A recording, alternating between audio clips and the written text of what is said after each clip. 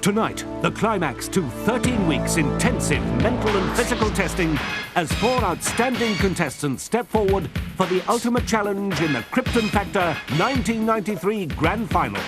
Alex Mowat scored maximum points in response and observation to win the Group A final.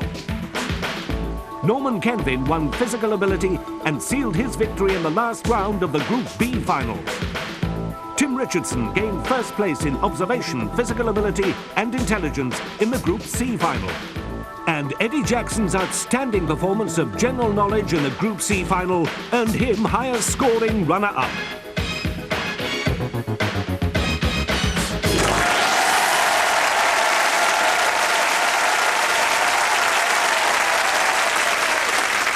Good evening and welcome to the Krypton Factor and to the climax of the 1993 series. From over 10,000 original applicants, we've seen 36 contestants through 9 heats and 3 group finals. And tonight we have reached the Krypton Factor Grand Final.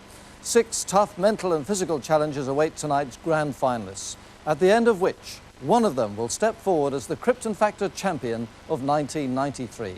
And this is the trophy that awaits that new champion, and will be presented to him by one of Britain's greatest ever athletes, triple Olympic gold medalist and world coxless pairs record holder Stephen Redgrave.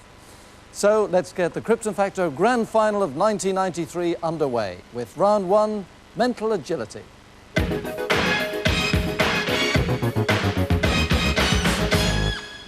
And tonight's mental agility test involves giving each grand finalist a series of well-known phrases or quotations. Their task is to give me back the first letter of the first word in the phrase, the second letter of the second word, the third letter of the third word, and so on. So, for example, if I gave the phrase standing room only, the correct reply would be S-O-L, because S is the first letter of standing, O the second letter of room, and L the third letter of only. That's the challenge. Now let's meet our first grand finalist ready to tackle it. He's the winner of Group A from Mirfield, West Yorkshire, Alex Mowat. Welcome back, Alex. 40 seconds on the clock, and it starts now. Caught short. C-H. Ringing the changes. R-H-A. Familiarity breeds contempt. F-R-N. Better late than never. B-A-V. Wrong. Live and let live. L-N-T-E. New brooms sweep clean. N-R-E-A. Speaking the same language. S-H-M-G. First come, first served. F-O-R-V.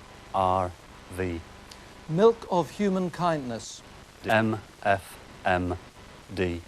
Keep body and soul together. Don't need to answer it. It would have been K-O-D-L-T, but in 40 seconds you've got 8 right, which is excellent. Well done, Alex. Take your seat.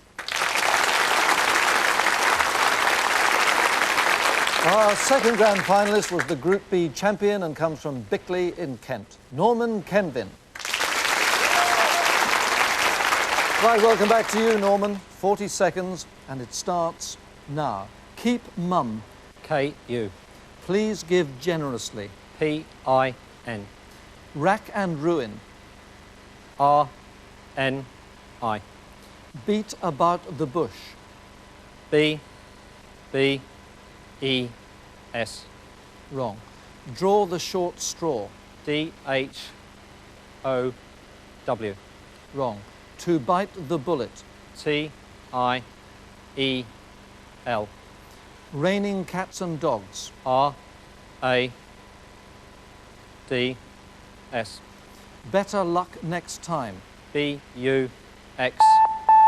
And it would have finished E, but the buzzer beat you there. Nonetheless, you got 5 right in 40 seconds. Well done, Norman. Take your seat, please. Now let's welcome our third grand finalist. He was the winner of Group C and is from Abingdon in Oxfordshire, Tim Richardson. And welcome back, Tim. 40 seconds on the clock, and your time starts now. Frying tonight. F-O. Seeing is believing. S-S-L. Ban the bomb. B-H-M. Share and share alike. S-N-A-K. Practice what you preach. P-H-U-A. Bringing home the bacon. B-O-E-O. Jack of all trades. J-O-L-D. Wrong. Still waters run deep. S-A-N-P. Just in time, and in 40 seconds, you got 7 right. Good start for you. Well done. Take your seat, please, Tim. And our 4th grand finalist was the highest-scoring runner-up in the group finals. From Nottingham, Eddie Jackson. Welcome back to you, Eddie. 40 seconds on the clock. It starts now. Empty barrels. EA. Accidents will happen. AIP. Pieces of 8. PFG. Going against the grain. GGEI. Breaking down the walls. BOEL. Showing one's true colours. SN. Pass. All fingers and thumbs. AIDM. Nothing ventured, nothing gained. NETN. Just in time, and in 40 seconds, you got 7 right. Good start for you, Eddie. Well done. Take your seat. Well, they started in great form, and now reminding you that it's 10 points, 6, 4 and 2 for 1st, 2nd, 3rd and 4th. And as 2 contestants tied with the same number of right answers, their finishing positions will be determined by who reached his total in the faster time. Here's how the first round worked out. And it means that our early leader with a Krypton Factor of 10 is the analyst programmer from Murfield, West Yorkshire, Alex Mowat.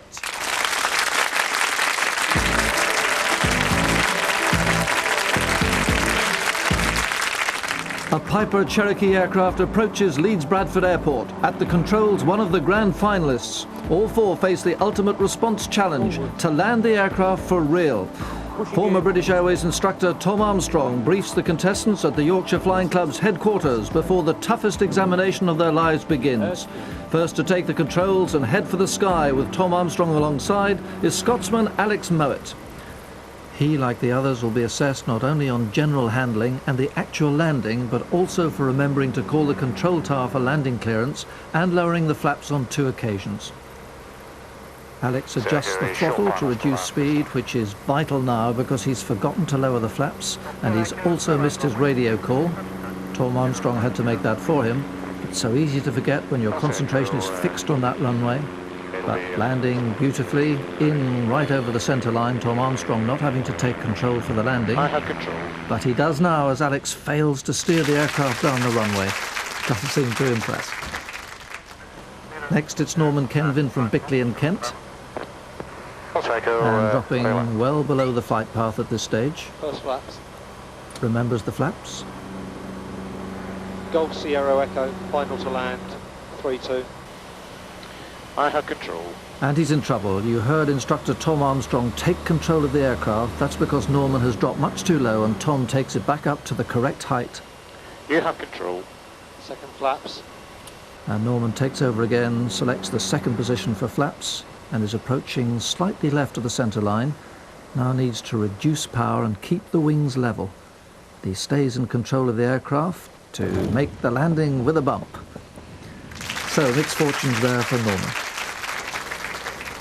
3rd to go, Abingdon's Tim Richardson, and he's presently well above the glide path, but beginning to make the necessary corrections. And Tim remembers the 1st position for the flaps. Golf Sierra Echo, finals, 3-2 to land. And the radio call will earn him more points. He's in good position now and well in control, but he's forgotten to select the 2nd position for the flaps. It won't endanger the landing though. Coming in pretty close to the centre line and lands it unaided, always an achievement and a relief. Finally, it's Liverpool-born Eddie Jackson, and flying above the glide path at the moment. Like the others, he's had half an hour in the air to get the feel of the aircraft. Golf Sierra Echo, final, 3-2 to land. So the radio call made and 1st position selected for the flaps, now into 2nd position. The final critical moments. He's still too high as he approaches the runway. I have control. And Tom Armstrong has had to assist him lose height and set up for the landing. And he touches down right of the centre line. Tense finish for Eddie. Now here's how Tom Armstrong judged the round. Fourth, Alex Mowat. He failed to call for landing clearance and to lower flaps on both occasions. Received steering assistance on the runway, 2 points. Third, Norman Kenvin. Below the glide path, his flight had to be rescued by the instructor, but regained control to land, 4 points. Second, Eddie Jackson. Remembered the flaps and called for landing clearance, but approached too high and received assistance to land, 6 points. And the winner, Tim Richardson, missed the second flaps position, but made a very controlled approach in landing, 10 points. Now to the scoreboard, where the flying result has given us a new leader with a Krypton Factor of 16, Abingdon's Tim Richardson. So 2 rounds completed, 4 still to go before we know who'll become the Krypton Factor champion of 1993. Tim Richardson is the front runner at the moment, but he knows he's got a tremendous fight on his hands to stay there. To find out who'll step forward to receive the trophy from Olympic champion Stephen Redgrave, join us again in just a couple of minutes.